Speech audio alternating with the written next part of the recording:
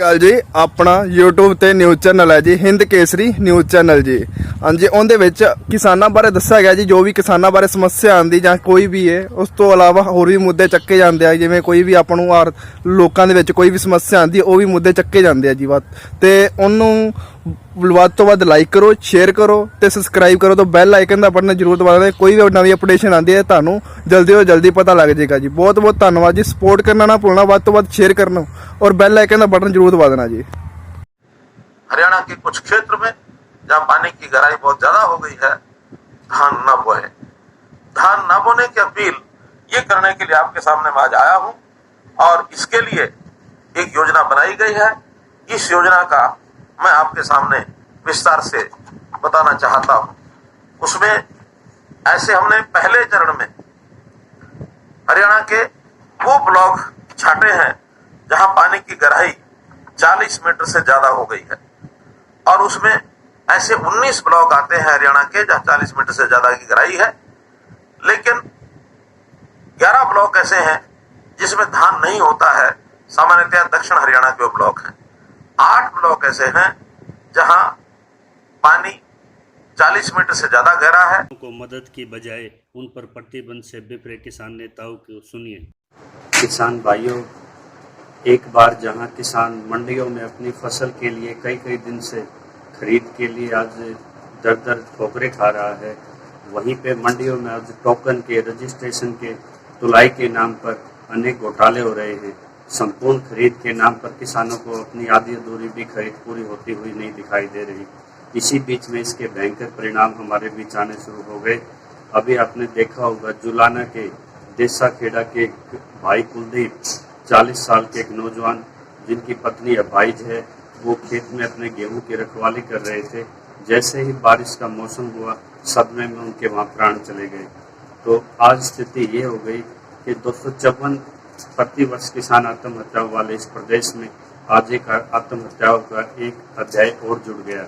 इस नाजुक वक्त में हम सरकार से मांग करते हैं कि इस किसान परिवार के साथ आप खड़े होइए, इनको आर्थिक मदद कीजिए, इनके आश्रित को नौकरी दीजिए ताकि कुछ इनके जख्मों पर मरहम लग सके।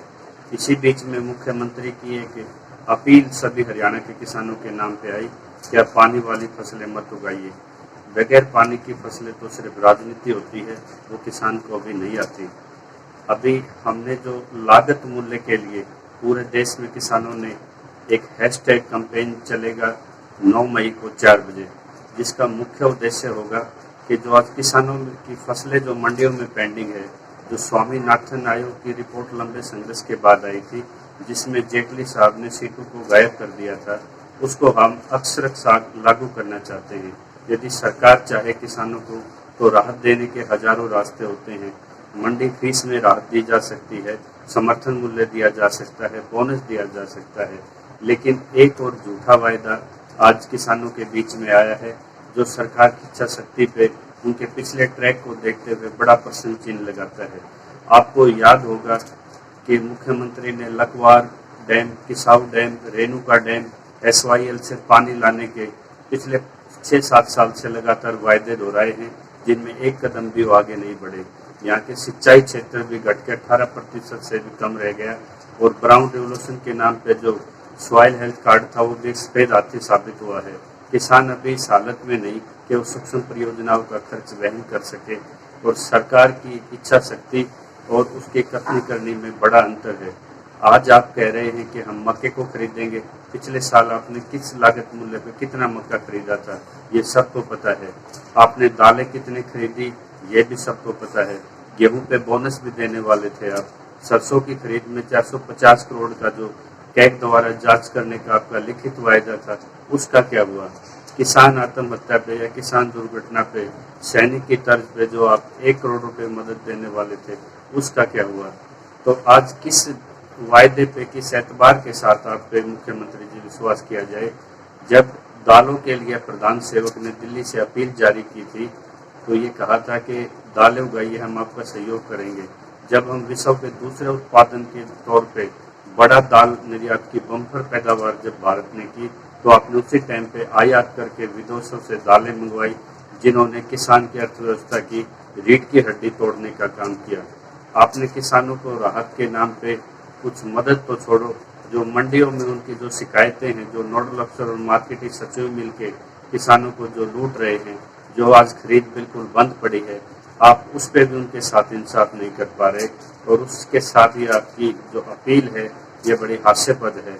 जैसे आपने अपील जिन जिन चैनलों से जारी की, उनके कमेंट्स बॉक्स में देखिए 90% कमेंट्स आपकी आंखें खोल देने वाले होंगे।